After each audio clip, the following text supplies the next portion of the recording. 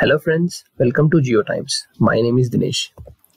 Let's discuss about Indo-China border disputes as it became hot topic after Galwan issue in the international arena. The total international border between India and China is divided into three sectors: the western sector and the middle sector and the eastern sector. India and China shares a border of around 4,057 kilometers with Indian states of Ladakh, the Union Territory, Himachal Pradesh, Uttarakhand, Sikkim and Arunachal Pradesh. So coming to the western sector, there are 23 disputed and sensitive regions in the Indo-China border, but these are the important ones. In the western sector, we have a Galwan Valley on Galwan River, a tributary of Shok River. We will discuss this in detail. And Pangong Tso, it's a brackish water lake in the Indo-China border, which has a length of 135 kilometers, 45 in India and 19 in China. Dam Chowk, it's a village and military encampment in Leh districts.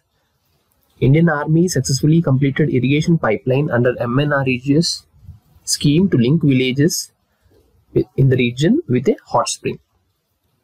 This is Galwan Valley, this is Pangong Tso, this is Dam Chowk, and this is Chumur sector. It's a border patrol facility located in southeastern Ladakh. This is one of the few places along the border where Chinese have no roads near the LAC, no infrastructure. Coming to the middle sector, we have Shipkila and Barakuti. This is Shipkila Pass. It connects Himachal with Tibet. River Sutlej enters India near this pass. Barakuti, it's in Chamoli district of Uttarakhand, which witnessed the first Chinese intrusions on Indian soil in 1954. Coming to the eastern sector, we have Doklam. It's a narrow plateau lying at the tri-junction of India, China and Bhutan. This is Doklam. And Namkachu. This is Namkachu.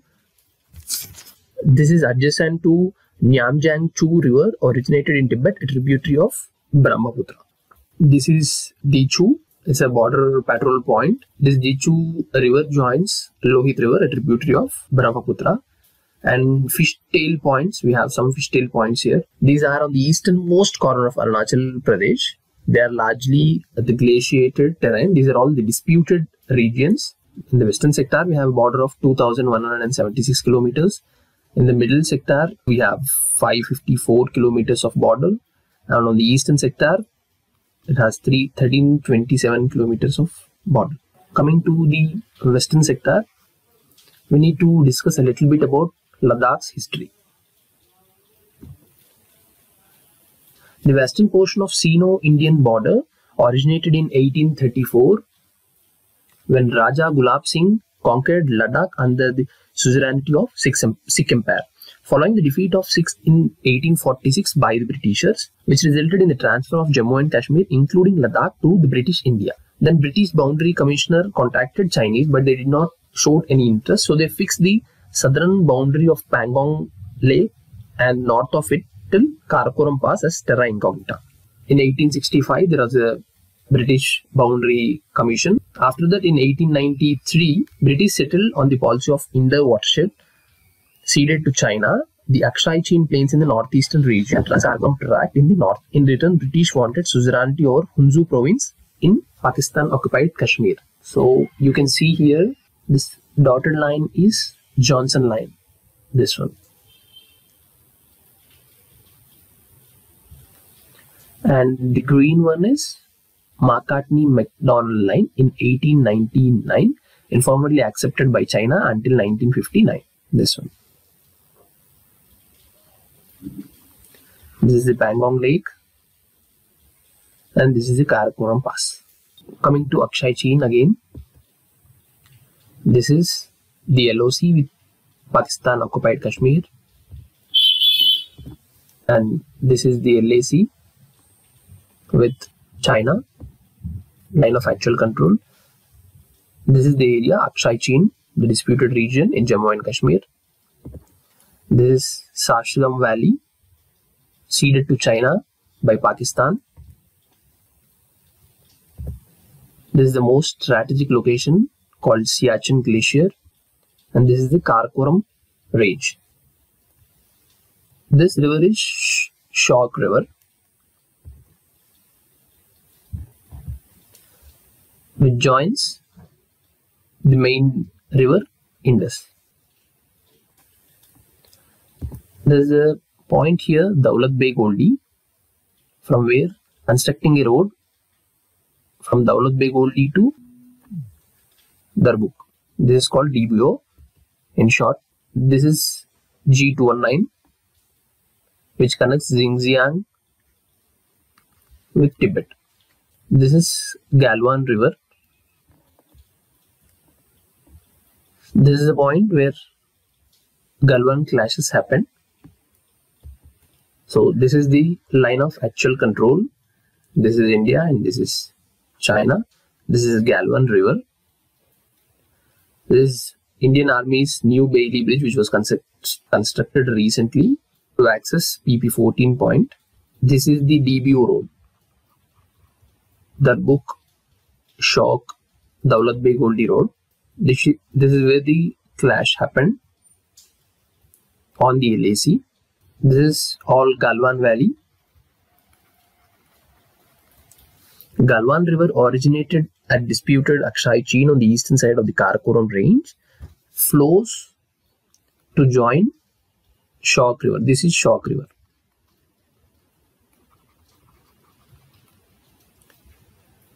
This was actually founded by a Ladakhi explorer who first explored the course of river in 1899. He is named Galwan Ghulam Rasool. The Galwan River is to the west of Aksai Chin. This is Aksai Chin. This total is Aksai Chin. To the west of this, they have Galwan River. However, in 1960, it advanced its claims to the west of the river along the mountain ridge adjacent to Shyok River Valley. Meanwhile, India claimed the entire Aksai Chin plateau. There are clashes erupted in 1962 war and recently in June 2020. So China wants to occupy these peaks so that it can easily target this DBO road, vehicle movements, any artillery, etc. So this is Galwan Valley. Approximate location of clash. Pangong Tso conflict. The LAC mostly passes on the land, but Pangong Tso is a unique case where the LAC passes through the water as well. Let's look into the description of Pangong Tso. It's a concave lake in the Tibetan language. It is situated at an altitude of 14,000 feet, having a length of 135 kilometers, out of which 45 is under India's control and the rest with Chinese. It is formed by narrow and shallow depressions of water. These are sinking beds of geosyncline due to sedimentation and subsidence. Tethys geosyncline is a typical example of mesogeosynclines, which are narrow and mobile ocean bases surrounded by continent from all sides. Typical phases of sedimentation, subsidence and folding happens at this location. These are potential sites for mountain building activity like young fold mountains, etc. Pangong Tso Lake is a long, narrow, deep, brackish water lake. Brackish water means salt water plus fresh water lake. In winter, it freezes and used for skating and ice hockey. It is in the process of being identified under Ramsar Wetland International Convention. This will be the first transboundary wetland of international importance if declared. So who controls what? India and China have different understanding of where the LOC passes through. The barren mountains of lake's northern boundary called the Chang Chenmo, which the army calls fingers because they are similar to fingers. This is the first finger, second finger, third finger, fourth finger, fifth finger, sixth, seventh, eighth. So there are totally 8 fingers. India claims that the LAC is coterminous with finger 8. This is India's claim. But it physically controls area only up to finger 4. On the other hand, China claims the LAC passes through finger 2. This is China's LAC. Rift between Indian and Chinese soldiers in May 2020 happened at finger 5, which led to disengagement between the two sides. So, Chinese tents between finger 4 and finger 5. These are temporary sheds built by Chinese, and here you can see the Chinese map drawn by their soldiers. In 1999, a road was built by the army unit of China when the Indian soldiers were busy in Kargil operations. So this road was connected extensively with G219 Karakoram highway. This is the lake. So the edge of the lake, G219 highway will pass through, and it passes through Aksai Chin. It was built in 1957. At 13, it was constructed as asphalt road. This is the grey area. So why China wants to encroach areas alongside Pangong Tso? Pangong Tso is strategically crucial as it is very close to this Chushul Valley, which was one of the battlefields in Indo-China War 1962. It's called Battle of Rezangla. It was carried by 13th Hmong Regiment in Chushul sector during 1962 Indo-China War, which was led by Major Shaitan Singh. He is Major Shaitan Singh, who was awarded Paramveer Chakra posthumously. Out of 123 soldiers, 114 were killed. So there was a memorial in Rivera where most of the soldiers came from. In that they mentioned that 1300 Chinese soldiers were killed in the battle. So this water body is also used for transportation and patrolling by Chinese soldiers and Indian soldiers. So generally in mountain warfare, whoever controls the heights, like this is the highest altitude in this region and this is the highest altitude in this region, will succeed in the battle. China appears to keep India constricted in the region by taking strategic advantage of looking over the Chushul Valley and this road connecting to Leh. So they can easily target our Indian soldiers and Indian camps, Indian transport vehicles, etc. China also does not want India to boost its infrastructure anywhere near the LAC. This is Pangong Lake. China fears it threatens its occupation of Aksai Chin and Lhasa Kasgar Highway. This is G219. Lhasa Kasgar Highway. If the infrastructure is developed, Indian military can easily target. This is the LAC. Indian military can easily target the Lhasa Kasgar Highway, their Chinese military movements, their artillery, weapons, etc. traveling on this highway. Coming to Arunachal Pradesh regarding Indo-China disputes in the eastern sector, we need to know the brief history of Tibet independence and Arunachal's history. Here we go.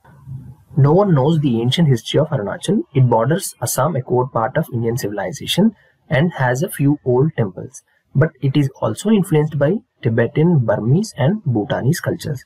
In the ancient times, Indian empires and Tibetan empires were in harmony, and the exact border was neither drawn nor enforced, but things changed over a period of time. Coming to Tibet's history, for a sizable chunk of history, Tibet was an independent region. However, under Yuan dynasty in 1200 AD, Tibet came under Chinese influence. Since then, China has been claiming Tibet as a part of China. And in 16th century, Tawang Monastery was built. This connected Tibetans with this region firmly. In 1816s, Qing dynasty started decaying, so Tibet declared self-independence. In 1930, Qing dynasty totally collapsed and Tibet was declared independence. We can see the maps here. This was in 1864, the whole of Tibet as an independent country. In 1892, the Arunachal Pradesh was a part of India. So why are we going through this Tibetan independence in Arunachal history is, in 1914 when there was Shimla Agreement conveyed by the Britishers, whether it is independent or not. Regarding the boundaries, it was a tripartite meeting at Shimla with Tibetan and Chinese delegates conveyed by the Britishers to negotiate a treaty defining the border. The accord gave China suzerainty over most of the Tibet, and the boundary defined in this treaty was later known as McMahon Line. So what is McMahon Line? McMahon Line is in between Tibet and Assam, negotiated by the chief negotiator Sir Henry McMahon between Tibet and British India at the end of Shimla Conference in 1914. The western boundary was with Bhutan, and the eastern boundary was on the crest of Himalayas until it reaches a great bend in Brahmaputra region, from which Tibetan course into Assam Valley. Many of the delegates of Chinese attended but not signed, as Tibet was subordinate to China and they don't have power to make any treaties with the other country. China totally annexed Tibet. Now Tibet is a part of China. After the Indochina War in 1960, almost half of the Arunachal Pradesh was annexed by China, and now China claims entire Arunachal Pradesh to be a part of it. Thank you and Jai Hind.